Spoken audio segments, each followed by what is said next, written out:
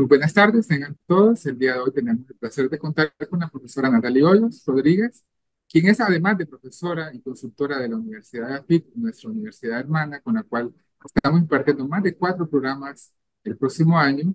Ella también es estudiante de doctorado en gestión de la tecnología y la innovación, magistra en administración de empresas, especialista en proyectos y ingeniería industrial, y a lo largo de toda su carrera ha impulsado la renovación de procesos organizacionales, guiando las organizaciones hacia estructuras más ágiles y adaptativas.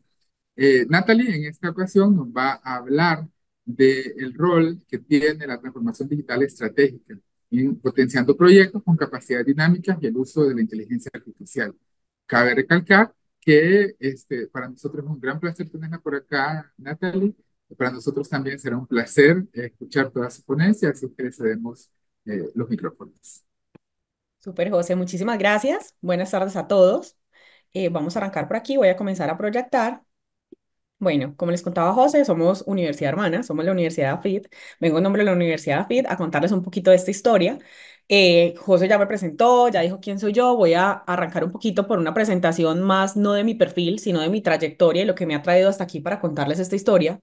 Yo comencé desde hace varios años, más o menos unos 15, 16 años, liderando proyectos en el sector tecnología. Llevo más o menos unos 12 años enseñando sobre proyectos de tecnología, sobre proyectos desde la metodología tradicional que es el PMI y el agilismo, y sobre proyectos que tienen un fuerte componente tecnológico. Todo esto lo he hecho en paralelo para que no piensen, no me van a comenzar a sumar los años porque les pueden dar muchos.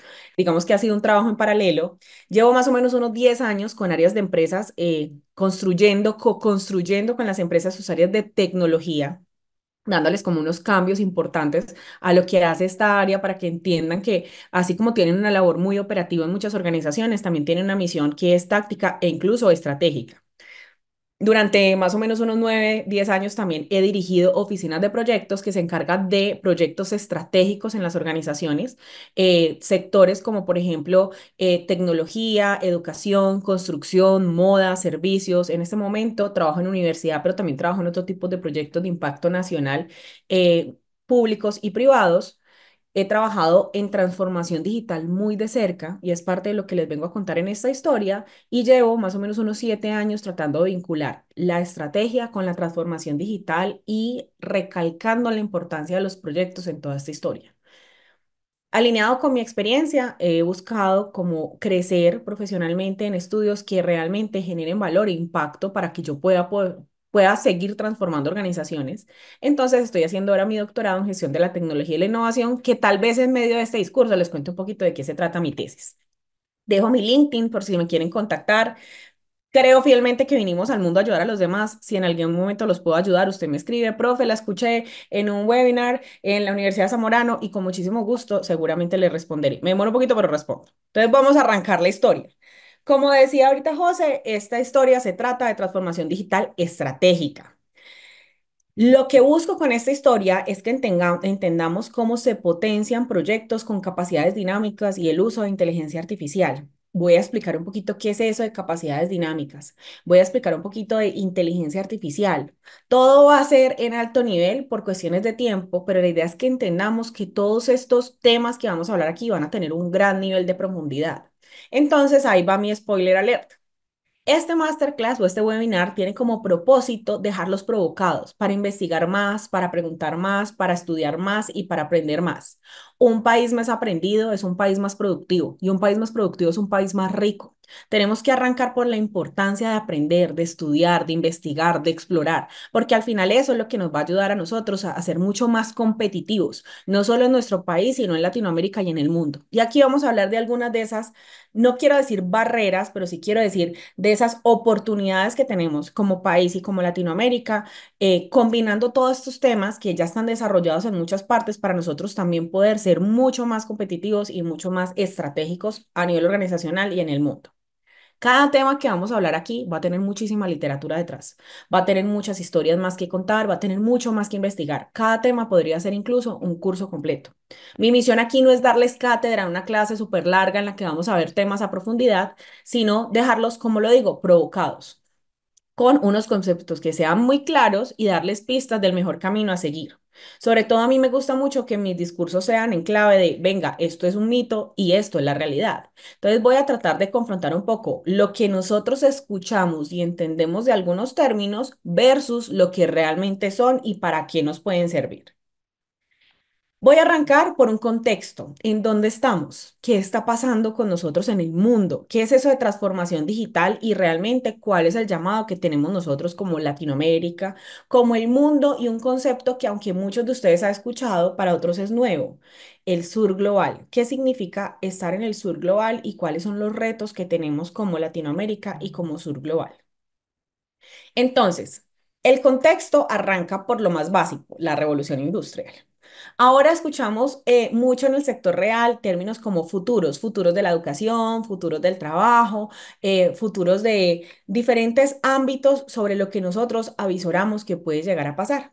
Realmente toda esta historia nace de las revoluciones industriales. Entonces recordemos, y esta es parte de recordar historia, que por allá entre 1760 y 1840 estábamos en una era que era la era de la mecanización, donde la producción era manual. Estaba la máquina a vapor, el telar mecánico, la hiladora. Creo que muchos se acuerdan de Charlie Chaplin. Esa fue una época muy fuerte de la revolución industrial y fue nuestra primera revolución industrial.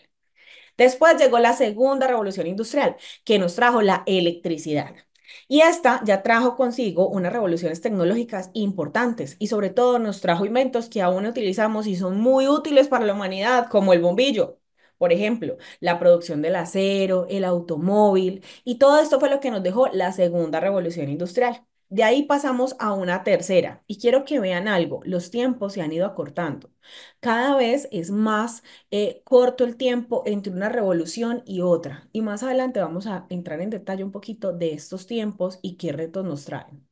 Entre 1950 y el año 2000 llegó la era de la digitalización, donde ya comenzamos a hablar de transformación de la información y las comunicaciones. Entra el www, las páginas de Internet, comenzamos a navegar, comenzamos a conectarnos mucho más, llega el microprocesador, el transistor, los computadores, los celulares, el beeper y los medios de comunicación que hoy, aunque aún conocemos, han evolucionado bastante.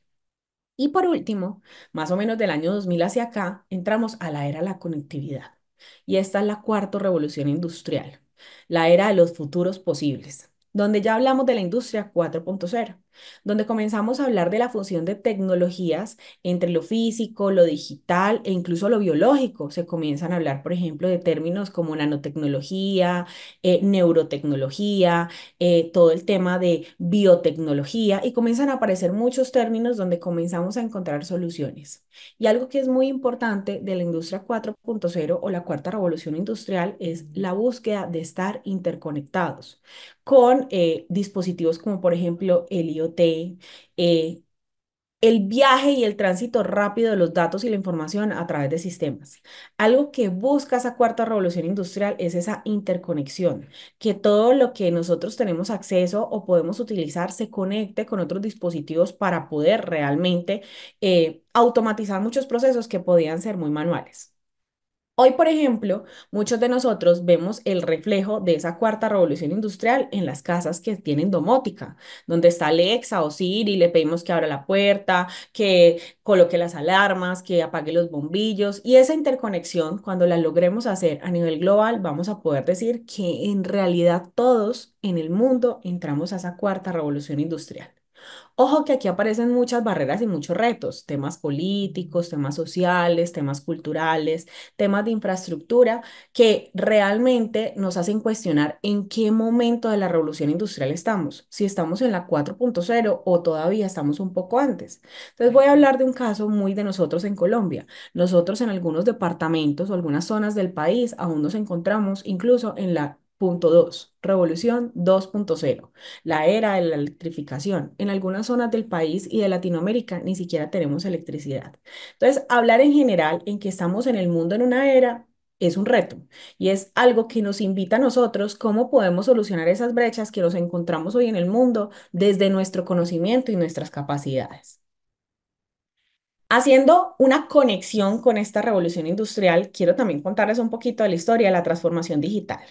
La transformación digital nació oficialmente a mediados de la tercera revolución industrial, más o menos en 1980. con el mismo tema de la digitalización. Por supuesto, comenzaron a existir los computadores, los celulares, las aplicaciones móviles, entonces tarán, nació la transformación digital.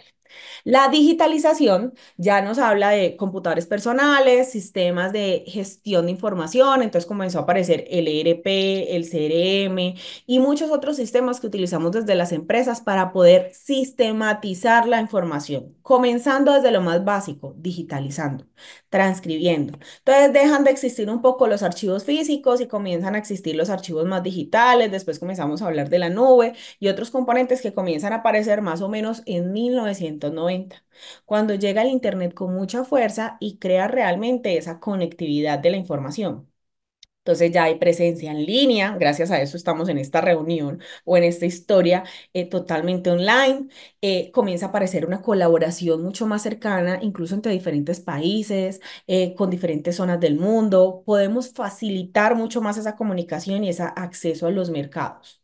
Para el 2000 comienza a aparecer ya con mucha más fuerza el tema de movilidad y nube, dispositivos móviles, gestión de la información, tenemos mucha más flexibilidad, mucha más movilidad, entonces estos aparaticos que al principio comienzan como un teléfono conectado en casa, ya me permiten hacer muchas otras operaciones que tal vez al principio no. Al principio un celular era para contestar y colgar llamadas. Ahora ya puedo hacer muchas de mis operaciones diarias desde esos celulares con esa movilidad que comienza a crear como mucha potencia en el mundo.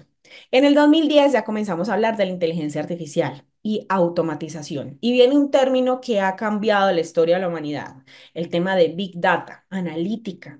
Algunos dicen que los datos van a ser el nuevo petróleo del mundo. En los datos está todo el conocimiento, la información, todo lo que necesitamos no solamente como organización, sino como mundo para poder tomar decisiones, decisiones desde el conocimiento, desde realmente lo que se debe hacer. El que tiene los datos es el que realmente va a poder tomar decisiones basadas en hechos y datos. Las decisiones deben estar basadas en datos siempre.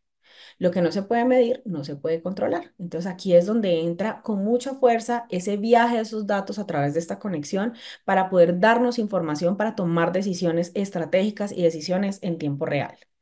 Hoy ya comenzamos a hablar de otras tecnologías emergentes u otras nuevas tendencias tecnológicas. Aparece el blockchain y aparecen otros términos como los que les contaba ahora, biotecnología, la neurociencia se convierte en la neurotecnología, comienzan a aparecer otros términos cobrando mucha fuerza que aunque existían antes, los comenzamos a adoptar desde este mundo de la tecnología, la experiencia de usuario, por ejemplo.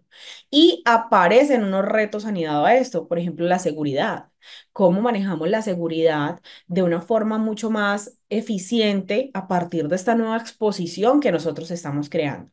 Como país y digamos que como Latinoamérica. Recordemos que hay otros países que no tienen el mismo nivel de exposición por políticas internas. Ejemplo de esto es China. China es un país que ha decidido no exponerse y no exponer sus datos al mundo. Ellos filtran y controlan muy bien lo que se va a entregar y lo que se va a presentar.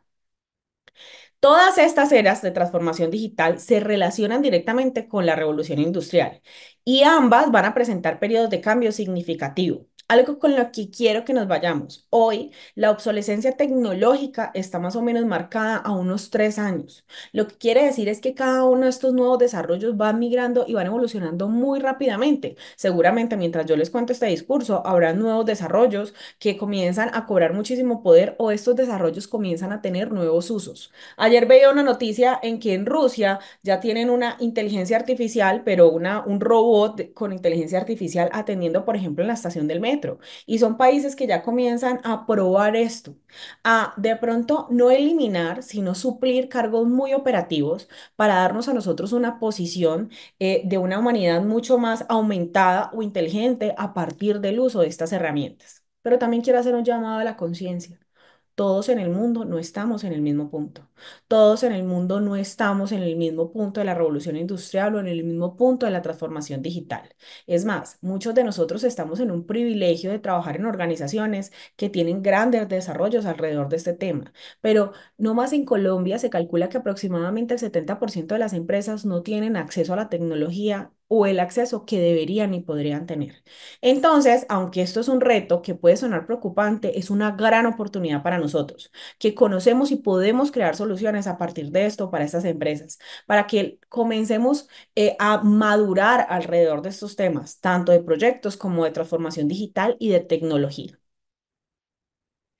Aquí, términos que hablábamos al principio de esta historia, sur global y norte global, estos términos nacen muchísimo a partir de los objetivos de desarrollo sostenible y de esa conciencia mundial de cómo estamos organizados. Eh, Estos dos conceptos pueden ser nuevos para muchos de ustedes en su forma, pero de fondo todos entendemos de qué se trata. Y los traigo a colación porque aquí es donde se anidan gran parte de esos retos de la transformación digital. Hoy el mundo se encuentra dividido en dos, norte global y sur global. Y esa división se va a basar en la riqueza de un país, factores económicos y en el desarrollo de ese país o en el desarrollo de esa zona del mundo. Esta división va a destacar sobre todo esas desigualdades globales en términos de riqueza, de poder y acceso al recurso.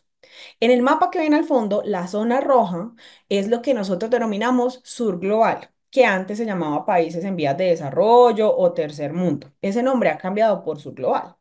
Incluye a la mayoría de los países que están en África, en América Latina, en Asia y Oceanía.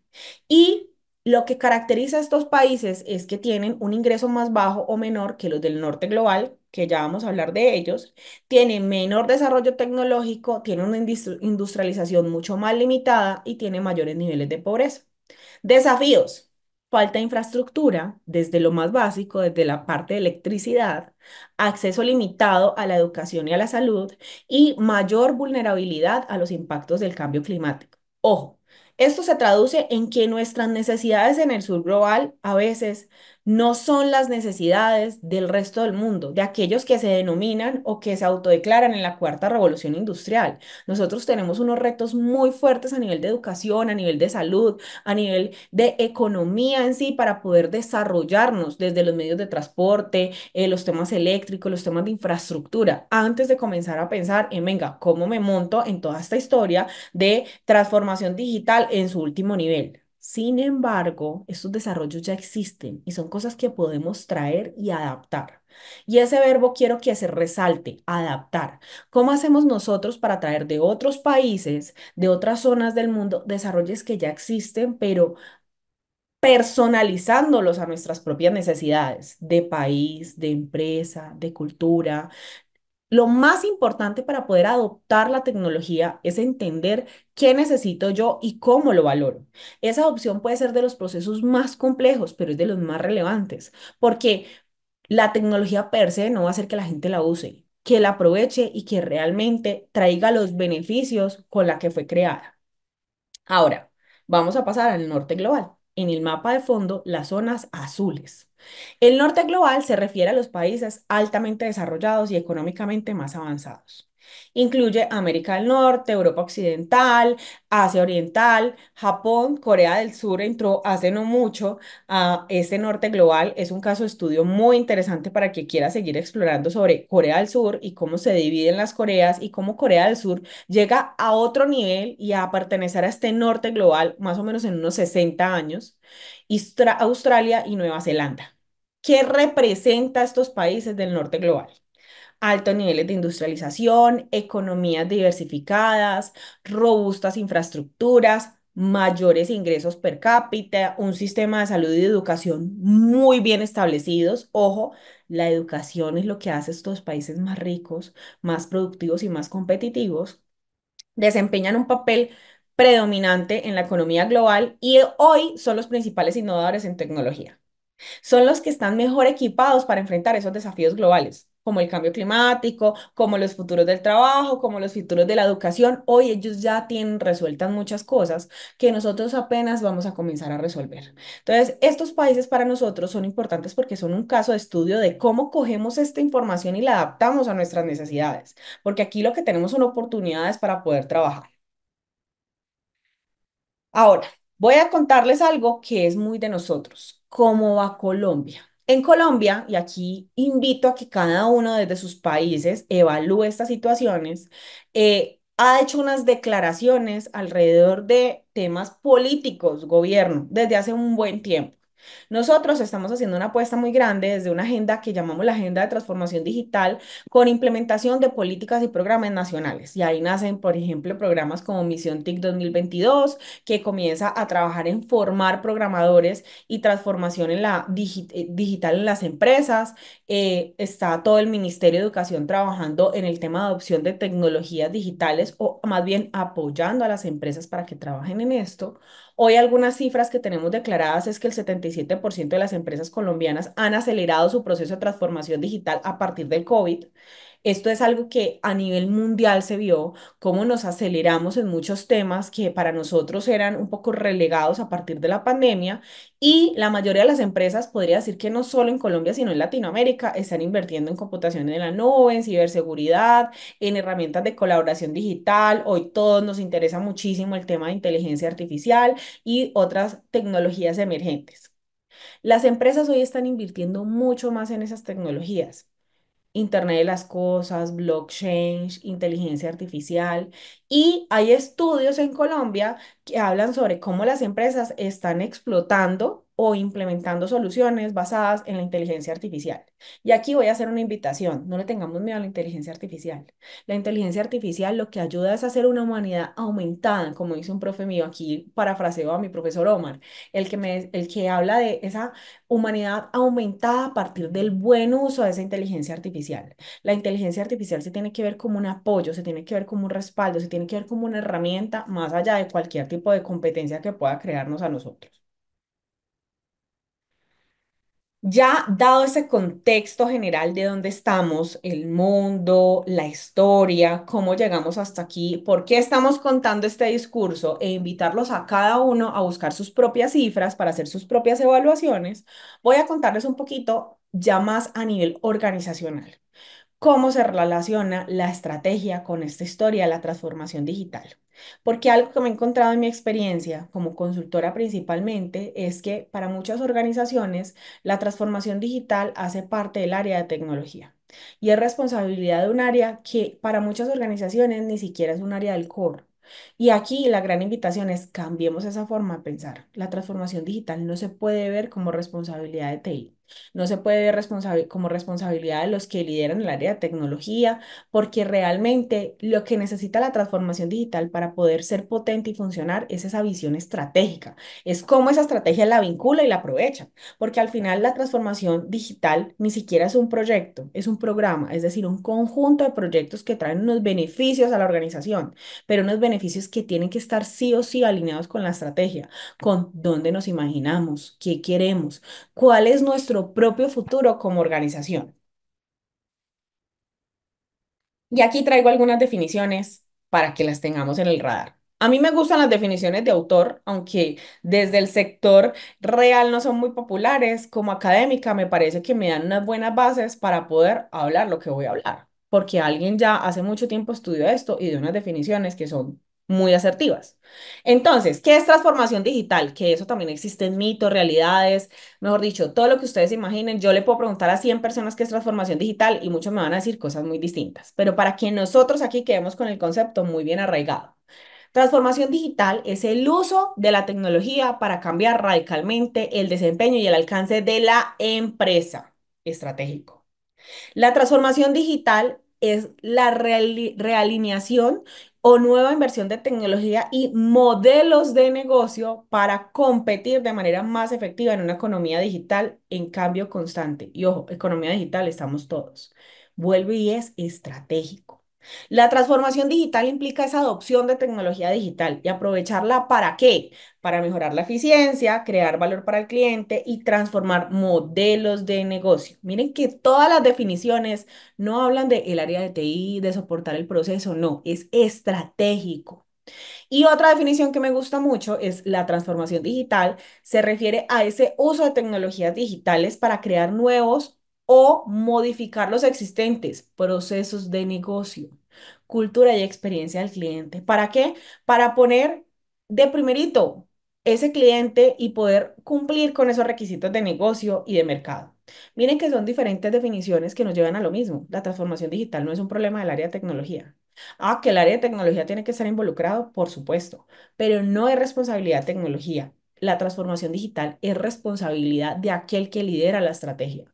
Llámese dirección de estrategia, llámese área de planeación, como le pongan, aquel que está pensando en el futuro es aquel que tiene que estar pensando en esa transformación digital y cómo va a cambiar realmente sus procesos.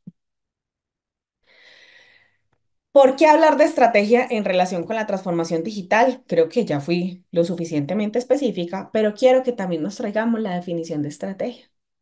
Estrategia es la creación de una posición única y valiosa mediante un conjunto de actividades diferentes. ¿Cómo esa estrategia me va a llevar a una posición distinta apoyada en esa transformación digital? Y aquí vuelven a entrar términos como obsolescencia tecnológica, estrategia deliberada versus la emergente, porque esta es otra frase que van a escuchar mucho hoy en el mercado. Ahora todos hablan de estrategia emergente, hay libros de estrategia emergente y hay mucha literatura, tanto en el mundo académico como en el sector real. Recuerden que yo vengo de la industria, vengo de la empresa de tecnología. Entonces uno comienza a escuchar estrategia emergente, profe, ¿qué es eso? ¿Eso para qué sirve? ¿Cómo se come? La estrategia emergente invita, más allá de una definición, invita a adaptarse, adaptar a la organización a los cambios que puede traer esa obsolescencia tecnológica que hablábamos de que está cada 3 años y comienza a invitar a no haga una estrategia rígida con un plan fijo que tal vez usted no pueda cambiar, porque lo más posible es que ese plan le cambie. Porque si estamos hablando de que la estrategia está soportada con una transformación digital, y la transformación digital hoy, por ser tecnología, tiene una obsolescencia de 3 años, quiere decir que la estrategia nos puede cambiar, al menos en su forma, casi de forma permanente, casi de forma constante. Entonces, la estrategia emergente lo que me invita es, tenga un foco, tenga un fin, pero adapte ese plan si es necesario. Cambie lo que sea necesario para poder que llegue a ese fin, entendiendo que el camino puede variar bajo la realidad de hoy. Las organizaciones hoy soportan su estrategia, operación y proyectos mediante el uso de tecnología. Todas están manejando datos, todas han digitalizado. El tema de gestión del conocimiento, una forma muy efectiva de manejarlo y gestionarlo es a través de esa tecnología, información, procesos, comunicación y colaboración. Entonces aquí tenemos que tener muy en claro qué rol juega la estrategia y por qué comenzamos a utilizar el término estrategia emergente. Y la razón es esos entornos que pueden ser volátiles, inciertos, ambiguos, complejos, básicamente radicados por los cambios que nos trae el mundo sumado con la obsolescencia tecnológica. Alguien decía que lo que más cambia el mundo son las guerras y las pandemias. Y tuvimos una pandemia muy grande hace poquito y estamos en muchas zonas del mundo en guerra. Entonces tenemos que estar dispuestos a los cambios que esto nos va a traer. Claro o aclarado el tema de estrategia emergente y por qué utilizamos el término, hoy en día en casi todas las organizaciones tenemos que entender que la estrategia se desarrolla gracias a capacidades organizacionales. Entonces venimos, recapitulando, de transformación digital, de todas las tecnologías, de en dónde estamos como país, en dónde estamos como Latinoamérica, cuáles son nuestros retos, cuáles son nuestros ejemplos a seguir, por qué estrategia en transformación digital, por qué estrategia emergente, por qué tiene que estar emergiendo la estrategia constantemente ante estos cambios, cómo se conecta con todos estos cambios tecnológicos y ahora, ¿qué necesito en la organización? Porque al final la estrategia no se desarrolla sola, la estrategia se desarrolla gracias a las personas que están en la organización. Y son las personas las que tienen ese botoncito que van a decir, venga, el mundo está cambiando, la estrategia como la teníamos tal vez ya no, y tenemos que cambiarla. Tenemos que hacerle un ajuste a esa estrategia basados en hechos y datos, basados en información que tenemos hoy a partir de lo que planeamos.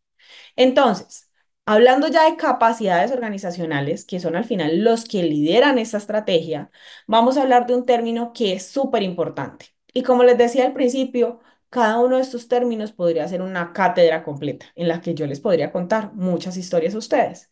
Pero vamos a hablar de estas particularmente. Porque cuando hablemos de estrategia emergente, vamos a tener que hablar de capacidades dinámicas. Y miren que casi todos los apellidos de los términos que les estoy dando implican movimiento, flexibilidad, adaptación, cambio constante, que no es nada diferente a lo que sabemos nosotros que estamos viviendo hoy.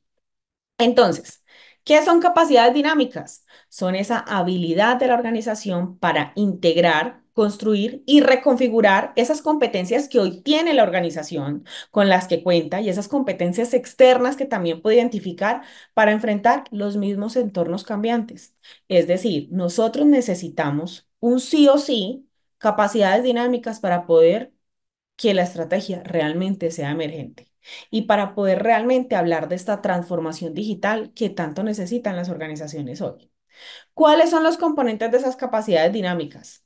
Identificación de oportunidades y amenazas, reorganización y construcción de recursos internos, desarrollo y adaptación de nuevos modelos de negocio o cambios de los modelos de negocio existente y un término que comienza a cobrar mucho valor hoy, flexibilidad organizacional, para poder adaptarse continuamente. Los pilares de la organización son la estructura, la estrategia y la cultura. La estructura tiene que adaptarse a las necesidades, la estrategia tiene que adaptarse a las necesidades y la cultura se puede transformar. La cultura se puede ir cambiando a medida que la organización va creciendo, va cambiando y va madurando. Factores externos que hoy impactan o que hoy, digamos que de alguna forma me pueden hacer modificaciones a esas capacidades dinámicas. La ley, la competencia y por supuesto que la disponibilidad de la tecnología que tengamos. Porque podemos tener una estrategia emergente, unas capacidades dinámicas, pero si como país o como empresa estamos expuestos a una disponibilidad de tecnología limitada, pues tal vez no vamos a lograr lo mismo que logran otras que tengan una ilimitada. Hay unos facilitadores internos que van a ayudar a que esa estrategia realmente emerja, a que esa transformación digital tenga los beneficios que necesitamos, que es la cultura organizacional y el compromiso, el apoyo y el compromiso de los líderes de la organización y los equipos multidisciplinares.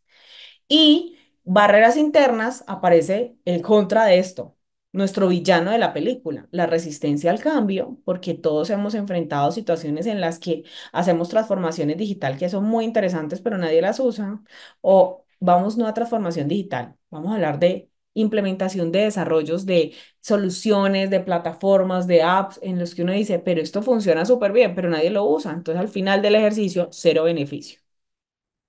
Hablamos de otra barrera interna que es la estructura de la organización, cuando es muy rígida, cuando sigue siendo muy burocrática, entonces no hay flexibilidad porque tenemos una estructura organizacional que no nos permite tener esta flexibilidad. Y otra barrera interna son la falta de recursos y conocimientos, porque así como aparece un término que es obsolescencia tecnológica, aparece otro término igual de importante, obsolescencia del conocimiento y cómo mi organización y mi equipo sigue trabajando en estar siempre actualizado, siempre a la vanguardia con lo que tiene que estar, con esos conocimientos, para poder ser muy crítico de eso, de esa estrategia y entender el porqué y el para qué de esas transformaciones que estamos trayendo a colación. Aquí algunos apuntes de un estudio de Deloitte que me parecieron muy atractivos para contarles. En este momento, en las organizaciones tenemos unas capacidades para sobrevivir, para prosperar y para impulsar. Cuando hablemos de capacidades para sobrevivir, son esas organizaciones que están en ese punto de seguir siendo viables en el mercado, pero literalmente sobrevivir. Otras organizaciones han desarrollado unas capacidades para prosperar, para diferenciarse de los otros y tener una ventaja competitiva. Y la que buscamos todos es esa capacidad de impulsar, de liderar el mercado innovando y transformándose radicalmente. Yo debo saber en dónde estoy como organización y entender cuál es mi segundo nivel o mi siguiente nivel para poder orientar esa estrategia hacia esa madurez organizacional. Yo no puedo arrancar a correr cuando ni siquiera sé caminar. Yo tengo que entender en qué punto estoy y al menos tener resuelto el nivel en el que estoy. Si yo en este momento estoy en capacidad de sobrevivir, ¿qué tengo que tener resuelto? ¿Cómo hago para trabajar esto? ¿Cómo hago para al menos tener un inventario de las habilidades actuales con las que contamos, al menos poder tener una arquitectura de trabajo con una estructura clara, con roles y responsabilidades? ¿Cómo voy a tener el tema de remuneración con base en los puestos de trabajo? Vincular esas habilidades de aprendizaje, aumentar ese acceso al talento. Y miren que no más resolver el primer nivel ya implica unos cambios en la organización. antes de incluso pensar en qué herramienta voy a comprar o en qué herramienta voy a implementar. Tengo que resolver primero la base, cómo estoy funcionando como organización, porque no debería haber una transformación digital si yo no he resuelto ni siquiera cómo voy a sobrevivir en el mercado. O sea, hay cosas que volvemos a lo más, a lo fundamental, a como organización, para qué y por qué estoy aquí y cómo voy a resolver las necesidades que tengo hoy. Una vez resuelto esto, ya puedo hablar de prosperar e impulsar, pensando que entre el prosperar y el impulsar es donde aparecen, venga, miremos necesidades futuras, ahora sí pensemos en soluciones tecnológicas, en tecnologías emergentes y cómo las aprovechamos al máximo, porque ya tengo las capacidades que lo van a aprovechar y ya tengo claros los procesos en los que se va a utilizar. Y ya entrando como a las conclusiones de este ejercicio, quiero traer un término que tal vez para muchos de ustedes es familiar. Hemos hablado de estrategia emergente, hemos hablado de capacidades dinámicas, he mencionado muchas veces la palabra adaptabilidad y flexibilidad. Y todo lo que les he contado hace referencia a agilidad organizacional, que desde el mundo de proyectos, un piecito de esta agilidad organizacional tiene que ver con las metodologías ágiles de proyectos. Agilidad por un error de traducción fue entendido o visto por muchas organizaciones y muchos líderes como velocidad, rapidez. Y si bien la agilidad me ayuda a mostrar victorias tempranas en menor tiempo, la traducción correcta del inglés al español de la agilidad debería ser flexibilidad o adaptación, que es en parte todo lo que hemos hablado en este discurso. Todo hace referencia a la agilidad organizacional, a esa capacidad de adaptarme a los cambios, a esa capacidad de ser flexible, a esa capacidad de entender que al final en tecnología hoy puede ser una cosa y mañana puede ser otra distinta, porque a esa velocidad está cambiando la tecnología. Y que tengo que hacer declaraciones para que también el plan no me cambie tan rápido, porque es que estos cambios requieren una inversión y saber para dónde voy y quién necesito. Entonces, esto lo podemos organizar en tres niveles. ¿Cómo nos organizaríamos nosotros para hacer una transformación digital de impacto, efectiva, que realmente me dé las bases que me tienen que tener? Entonces, todo arranca por marcos metodológicos, sean ágiles o sean tradicionales, iteración, victorias tempranas, para poder desarrollar programas y proyectos que tengan que ver con tecnologías emergentes y con transformación digital. Son apuestas que vamos a hacer. Pero estas apuestas dependen directamente de esas capacidades dinámicas de la organización, de quién va a ejecutar ese proyecto, quién lo va a implementar y quién lo va a utilizar. Esas capacidades dinámicas son las que hacen referencia a esa flexibilidad, a esa adaptación de las personas y de la organización y a esa capacidad de tener un aprendizaje continuo, de siempre entender que tenemos que aprender y no caer en el concepto de obsolescencia del conocimiento. Y por último, y no menos importante, porque realmente es el que nos marca el camino, el que nos marca hacia dónde vamos, está la estrategia, pero estrategias emergentes. Esa estrategia que me va a ayudar a ser ágil, pero que se basa en cultura, que se basa en la organización que tenemos, en entornos cambiantes, que me va a marcar el camino y me va a decir hacia dónde me voy a ir. Y yo, desde ese tema de transformación digital, voy a decir qué tengo que soportar y cómo lo voy a soportar para llegar a ese fin o a ese propósito. Todo al final es agilidad organizacional. Todo al final es esa capacidad de transformarme, esa capacidad de ser resiliente, esa capacidad de ser flexible, más allá de un marco metodológico, de un conjunto de pasos de entradas, herramientas y salidas. Es entender qué está pasando y cómo yo desde mi posición me puedo adaptar. Y ahora sí. Para nuestras organizaciones, ¿qué significa transformarse digitalmente? ¿Ir a la revolución 4.0 o ponerse al día? Esa es la gran pregunta. Entonces me paro yo en mi organización y digo, venga, pero para mí transformarme digitalmente va a ser comprar las últimas herramientas del mercado o más bien ponerme al día.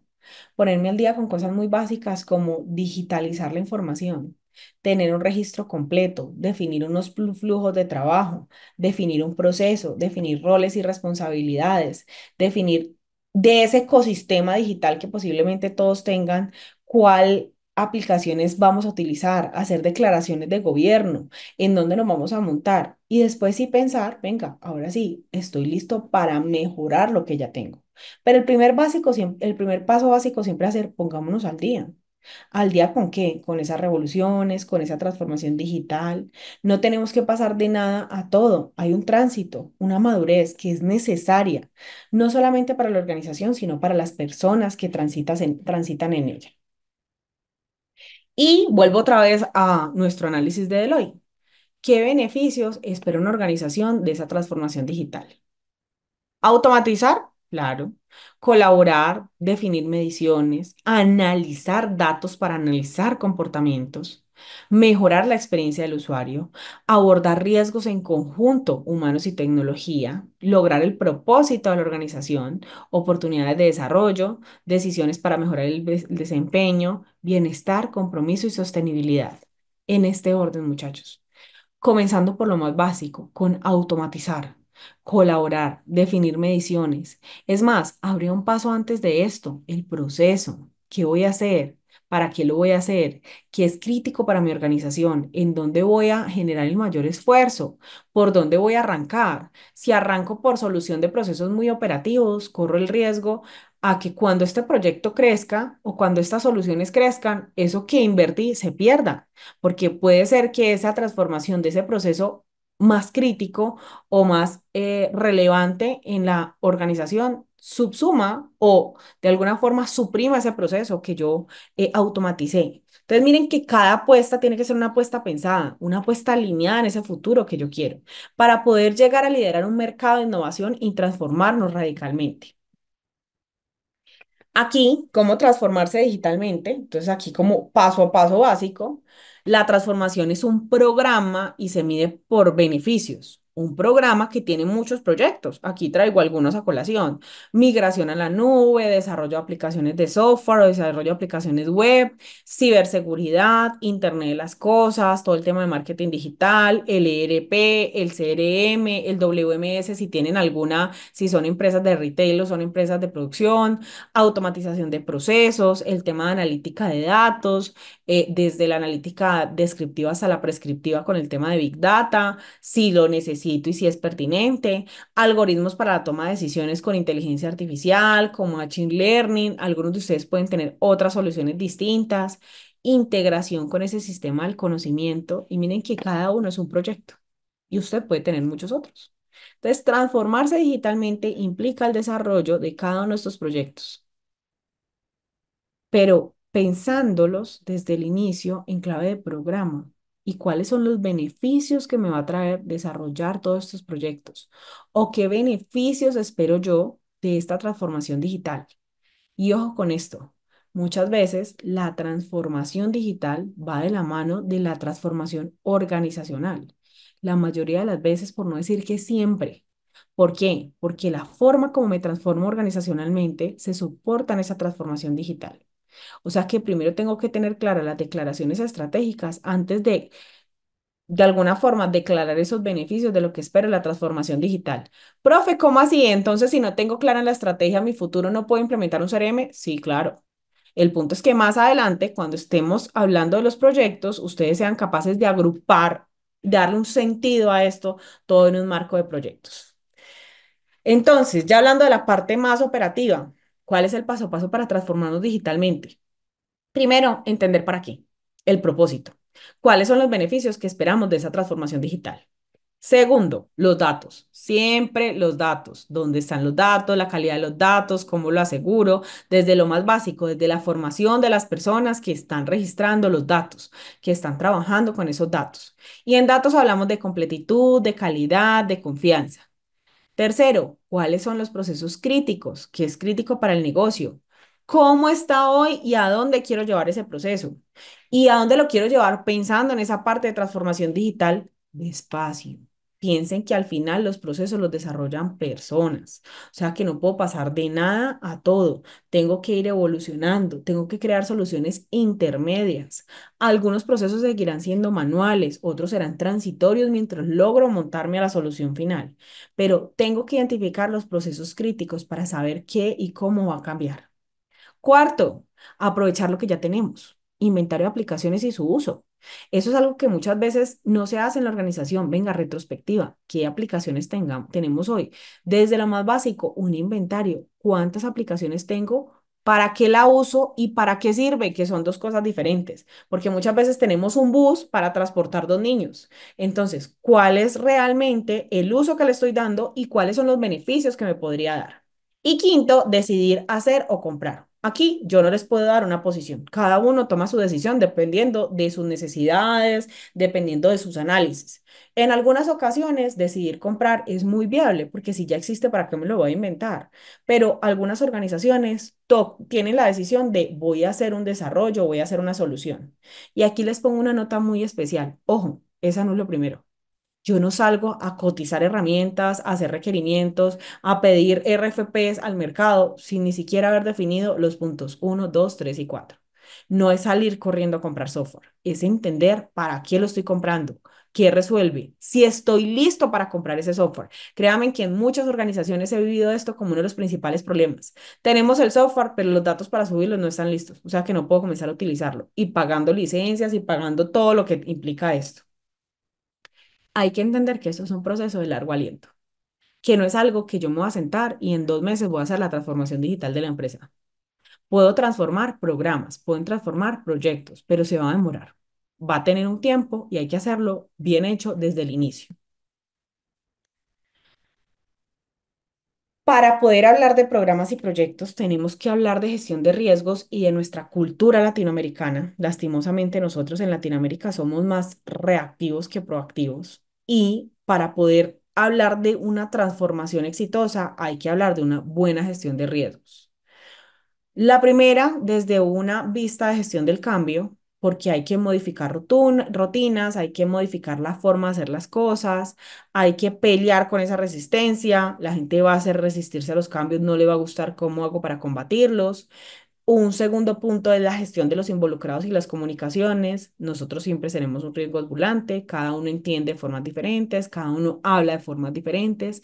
No darle gusto a todo el mundo, pero sí gestionar las expectativas, incluso diciendo qué pena, eso no lo voy a hacer. Eso también es gestionar expectativas, los sí y los no, alcance, restricciones, supuestos y exclusiones.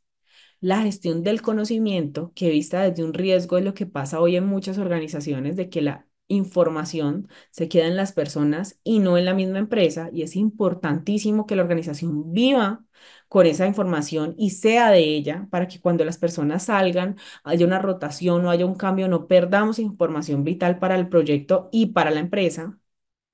Temas de seguridad y privacidad, evitar la exposición y ponerle toda la atención del mundo. Miren que ahora las organizaciones estamos trabajando mucho, incluso desde la capacitación de no ponga la contraseña 123 asterisco. Sin embargo, y las personas no le están prestando suficiente atención a este tema de seguridad. Entonces, no solamente nos volvemos vulnerables, sino que volvemos vulnerable a la organización. Y limitar el uso de herramientas. Creamos políticas dentro de la organización y dentro del proyecto donde digamos, venga, estas son las herramientas que vamos a utilizar. No es dibujo libre. Todos vamos a hablar por Zoom, fin de la transmisión. Porque si dejamos esa puerta abierta, sin unos lineamientos claros, todo el mundo va a comenzar a transitar por diferentes vías esa información en medio de esa transformación digital. Y ahí va a comenzar a materializarse riesgos como los que hablábamos ahora, gestión del conocimiento, temas de seguridad, incluso temas de gestión del cambio. Entonces, para poder lograr hacer una buena transformación digital, siempre será necesario hacer una buena gestión de los riesgos. Me voy a volver un momento. Esta noticia me encanta porque es cómo las empresas en este momento de alto rendimiento abordan la transformación digital y traigo a colación principalmente ese texto que pongo en el cuadrito, esto sale en McKinsey, donde dice, nunca es solo tecnología, es estrategia, es talento, es modelo operativo de datos, es escala y es adopción. Siempre cuando hablamos de transformación digital, incluye todos esos términos. La transformación digital no es un problema solo de tecnología, es un tema estratégico definitivamente. Y creo que hasta aquí va mi discurso para cerrar, porque hace parte de la promesa de esta historia es ¿y para qué me sirve la inteligencia artificial y cómo la utilizamos?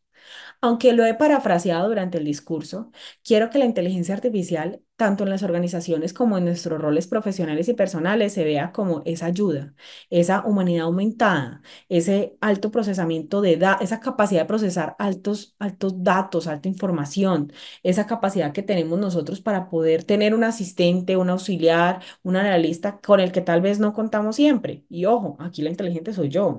Yo tengo que saber utilizar, yo tengo que saber preguntar, yo tengo que saber cuestionar, criticar, decirle, hola GPT, estás equivocado, eso que me estás diciendo no es, pero no quiero que quepa duda que la inteligencia artificial nos puede ayudar a ser más eficientes de lo que somos hoy. La inteligencia artificial, como la conocemos nosotros, va a entrar a un papel fundamental en la transformación digital, automatizando tareas, como por ejemplo con los chatbots, que casi todos nosotros los conocemos cuando hablamos con el banco o hablamos con las tiendas de ropa o con las almacenes. La automatización de tareas mediante chatbots y otro tipo de herramientas es muy útil en la organización para eliminar muchas tareas que pueden ser muy operativas.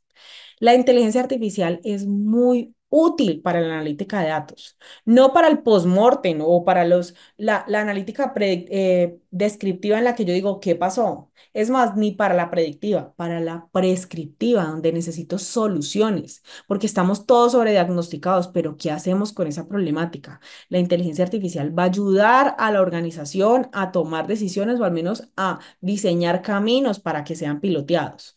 La inteligencia artificial va a ayudar muy rápidamente al ensayo y el error. Pensemos que algo que buscábamos nosotros con las metodologías ágiles de proyectos era poder iterar para equivocarme rápido y aprender. Llegará un momento en que tal vez no tenga que iterar, porque la iteración la puede hacer la inteligencia artificial y rápidamente me puede decir, ese camino no es. La personalización de la experiencia de usuario desde la inteligencia artificial también asegura que realmente yo escucho al usuario, mejorar la productividad, herramientas para la gestión de riesgos, todo el tema de benchmarking o vigilancia tecnológica y apoyo en las decisiones. Mire que hoy la inteligencia artificial puede ayudar en muchísimos de las actividades y los procesos que hacemos nosotros normalmente. Pero la verdadera inteligencia artificial no radica en acumular información, sino en cómo la utilizamos. Y no la inteligencia artificial, es la verdadera inteligencia. ¿Cómo vamos nosotros a poder procesar información, no acumulándola, sino utilizándola para la resolución de problemas reales? Resultados. Bueno, ¿cómo utilizamos la inteligencia artificial? Identificamos la necesidad, seleccionamos la mejor herramienta, que hay muchas.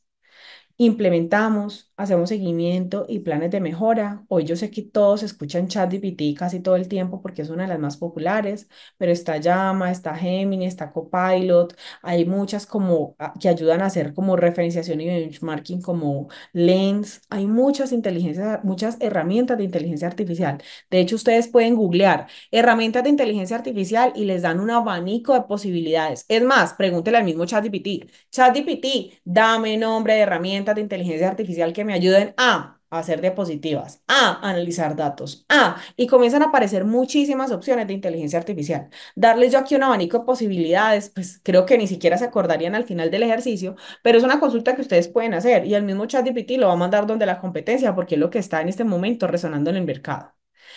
Para poder utilizarlo, lo que yo espero es tener unos resultados concretos de un ecosistema digital conectado, confiable, flexible, amigable, cercano a los usuarios, bajo esas premisas de utilizar esa inteligencia artificial. Pero les tengo noticias. La inteligencia artificial no me resuelve todo eso.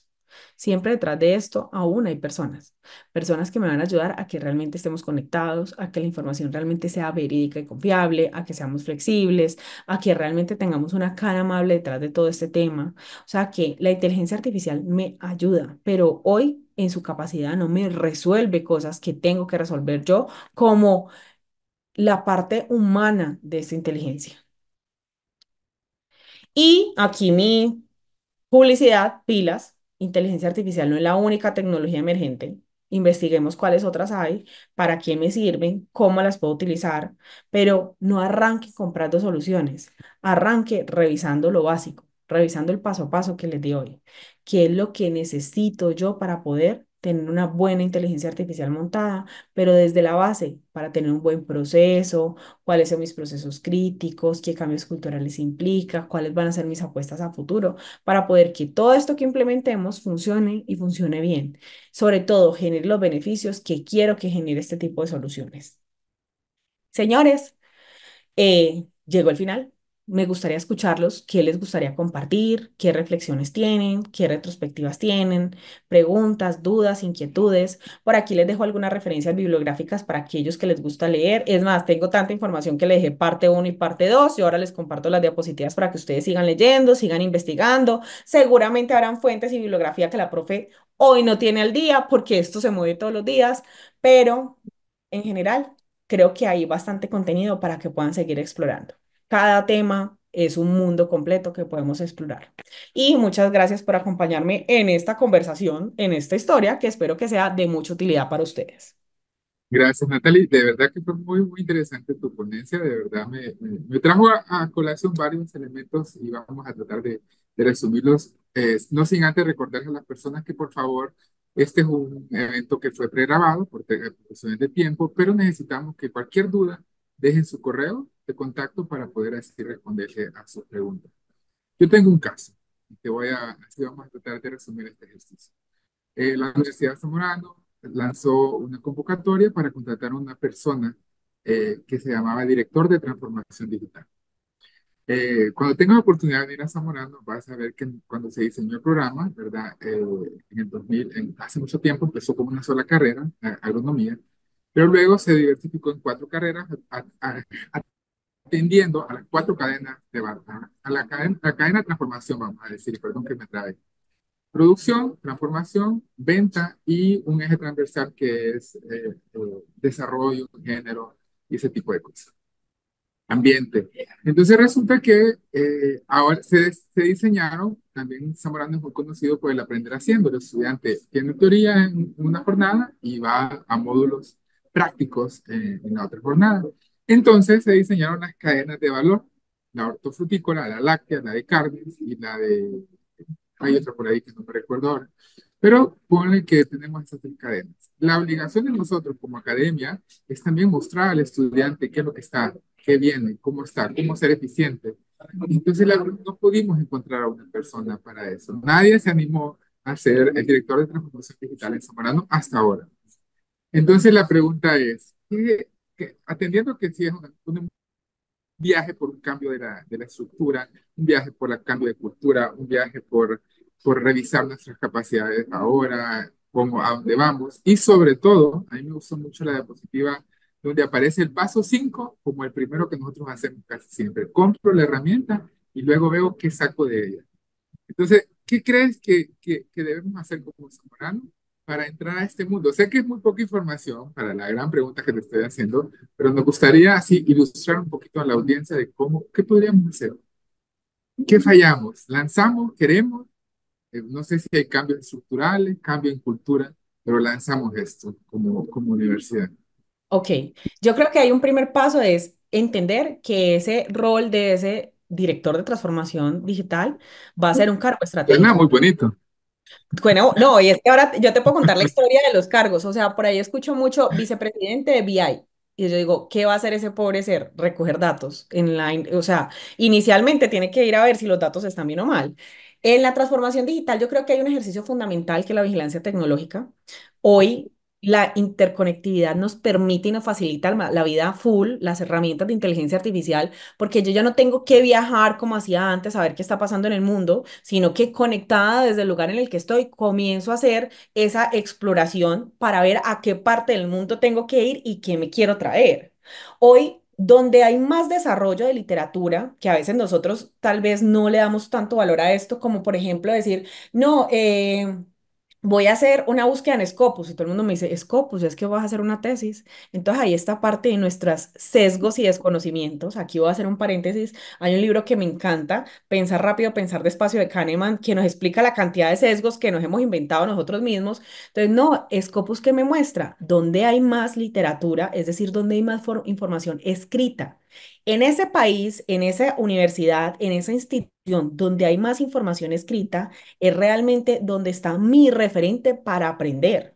y es donde yo puedo ir a buscar y a traer información. Yo no tengo que salir a pasear por todo el mundo para traer información de cómo voy a cambiar las cosas en mi institución, sino entendiendo el corazón de mi institución, el core de mi negocio, la misión, la visión, la apuesta de mi negocio, con quién me quiero comparar y a quién tengo que aprender. Por ejemplo, para ustedes es un gran referente Brasil hoy. Entonces, venga, ¿qué universidades en Brasil están haciendo esto? A mí me encanta el ejercicio de benchmarking, sea por alianzas, llamémonos y preguntémonos, o sea por vigilancia tecnológica, pero yo creo es crear ese rol muy bien creado con los retos, con qué espero de él en el largo plazo, pero con unos retos en el corto plazo. Incluso una de las primeras tareas va a ser cómo voy a vincular la transformación digital con la estrategia de la Universidad de Zamorano. ¿Qué voy a hacer para crear esa vinculación? Esa persona, sin lugar a duda, tiene que ser experto en desarrollar proyectos, porque es que las metodologías de proyectos son las que me dan las rutinas, el paso a paso para hacer las cosas. O sea, las metodologías de proyectos ni siquiera es una expertise totalmente técnica, es una expertise más administrativa. Es como decir, me levanto, me cepillo los dientes, me baño, desayuno y me voy a trabajar y en qué orden voy a hacer esas cosas y en qué tiempo para llegar a tiempo a mi trabajo. La gestión de proyectos me ayuda a eso. Ahora, metodología tradicional o ágil, la que escojan. En este momento hablamos de metodologías más ágiles. Entonces yo resumiría esto en definir muy bien el perfil, definir muy bien en qué parte de la estructura va a estar antes de pensar en transformar estructura, no, con el mundo como está hoy, dónde vas a ser y cuáles van a ser sus misiones, siendo muy consciente que aquí hago un llamado a todos los que nos invitan a estos cargos que suenan súper rebombantes, que mi primera tarea va a ser lo más básico, revisar qué sabemos, qué tenemos, organizar la información, hacer tareas que pueden salir o sea, mi cargo puede ser estratégico, pero mi primera tarea es muy operativa.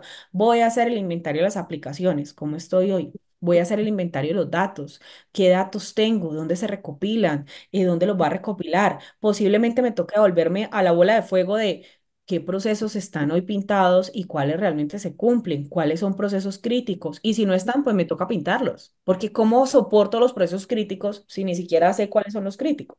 Entonces hay muchas cosas que es como una invitación a reflexionar también a la expectativa que tenemos nosotros en nuestros cargos.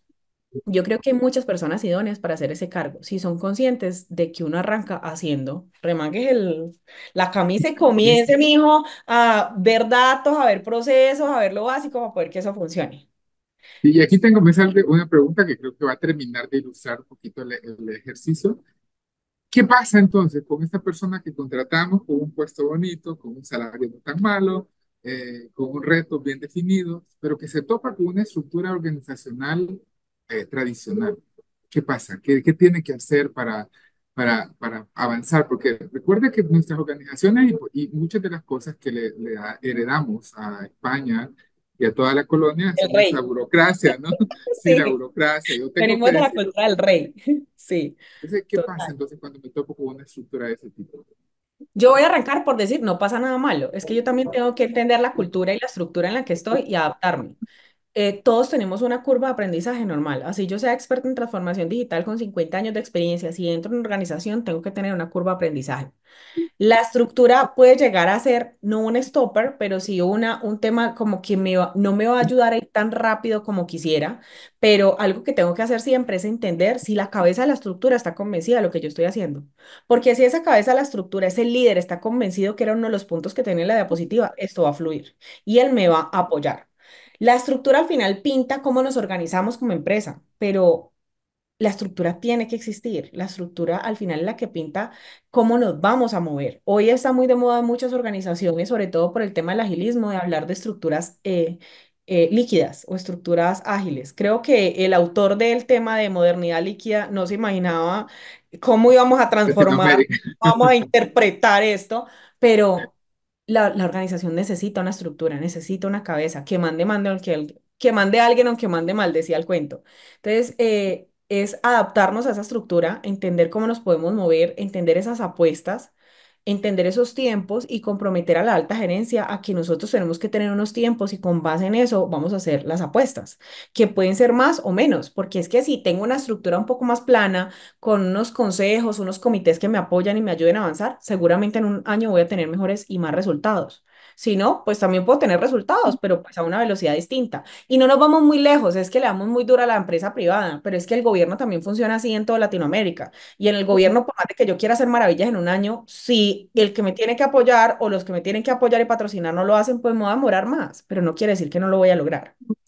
Entonces, la estrategia es la clave fundamental para avanzar. Podemos decir, mira, Total. si yo me estoy convencido como escuela zamorano de que quiero implementar algunos procesos de transformación digital, tengo que hacer todo un camino que me va a llevar al resultado, no en el tiempo que yo quiero, pero sí en el tiempo necesario, que necesito cuando haciendo una organización, caminando lento. Y ¿Qué es te lo que puedes hacemos? llevar sorpresas, como por ejemplo, a medida que vamos avanzando en esa transformación digital, la misma organización va sintiendo la necesidad de transformar su estructura, va sintiendo la necesidad de evaluar sus cargos, va sintiendo la necesidad de revisar cargos que tal vez se podrían aprovechar mejor desde sus capacidades y migrando esas cosas que eran muy operativos a cosas más tácticas y estratégicas. O sea, eso es como el gana-gana, como que a medida que vamos avanzando en esto, también te voy a abrir el abanico de posibilidades sobre hacia dónde vas a evolucionar y a madurar como organización. Más claro, solo me queda invitarte, Natalie, para venir a Zamorano y hablar un poquito mejor del tema y con Claro, conocimiento de causa hacer toda convencer a estas estructuras y hacer la yo estrategia encantada. de transformación digital. De verdad, muchísimas gracias por tan interesante charla. Espero que todos nuestros eh, oyentes, nuestras personas que nos acompañan estén aprovechando al máximo. Y nuevamente, recuerden dejar su correo al momento de dejar su duda o comentario. Igual si necesitan alguna información de Natalie o de Zamorano, estamos a la orden para contestarles cuando respondan el chat de YouTube. Muchísimas gracias y pasen feliz tarde.